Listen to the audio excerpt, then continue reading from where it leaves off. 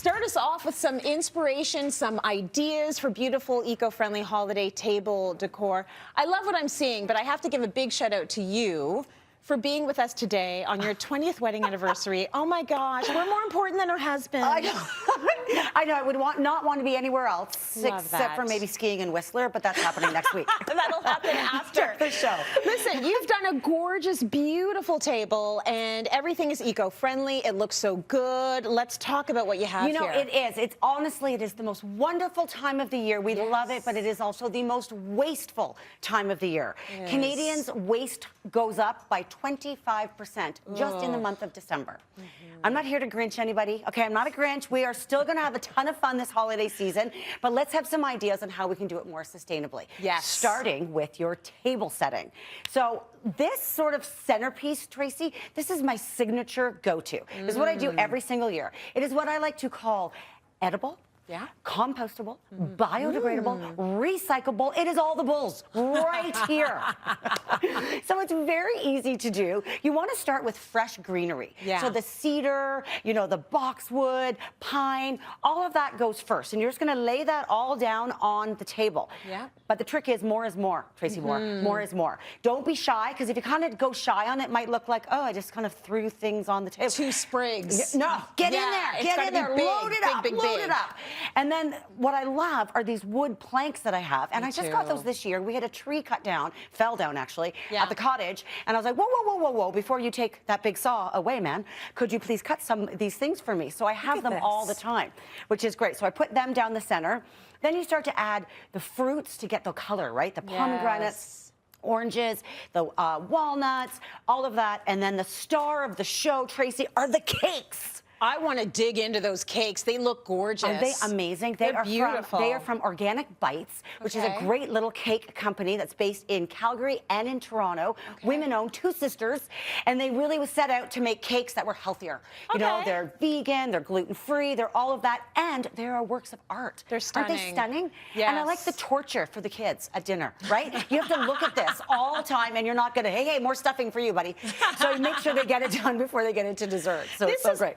Absolutely gorgeous. You know how much people pay for these cuttings? I know, right? And you just got them done. So don't get rid of things like that. If there's a fallen tree or a branch, you can use all of that and forge all of that.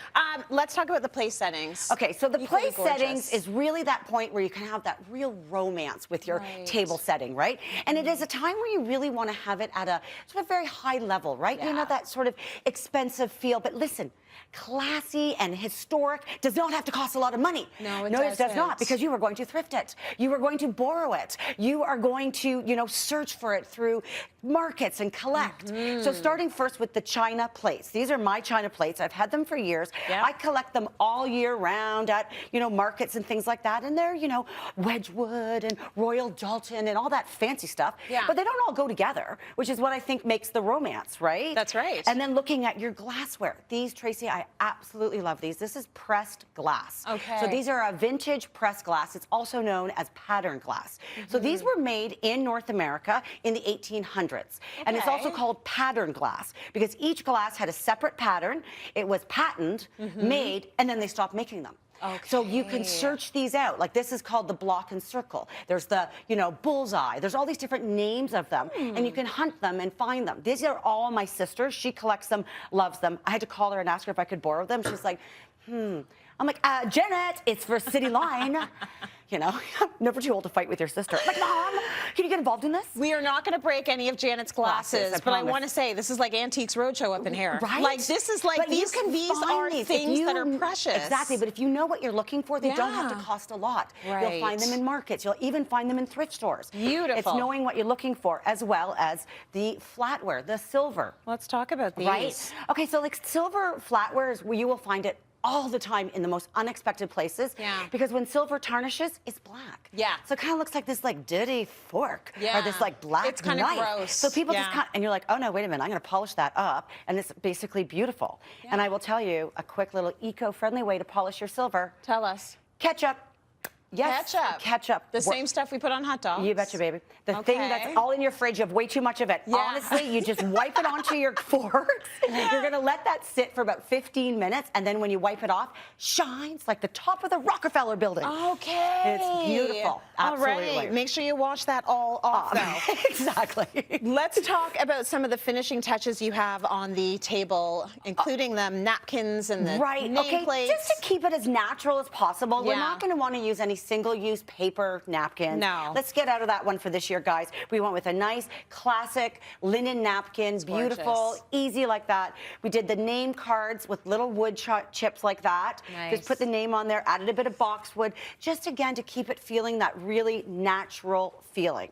But my favorite part, Tracy, honestly, is the holiday cracker. Oh my gosh. I know. Like, I'm not going to just get anybody upset here. I love the holiday cracker. So I love do I. that pop. I love those crazy hats. Yeah. But I cannot stand that the minute they're open, within 5 minutes, somebody's running around with a big black garbage bag, shoving all that crapper garbage. Yeah. You know, I can't stand it. So these ones are reusable. So my cousin Heather made them. She has a cute little company called Pilo. Yeah. Anyway, she makes these, and we use them year after year after year. And you can fill them individually with like little gifts for your cousins or whoever is at the table. Yeah. Make them, you know, and you can put a paper hat in. You can I'm put a not paper going to rain hat- on your party. You can put a recyclable paper hat in there. You can. No You problem. can. You've got a whole eco-friendly family, huh? I do, eh? I Your know. sister doing the thrifting, the cousin with the crackers. I know. I love it. Jules, thank you.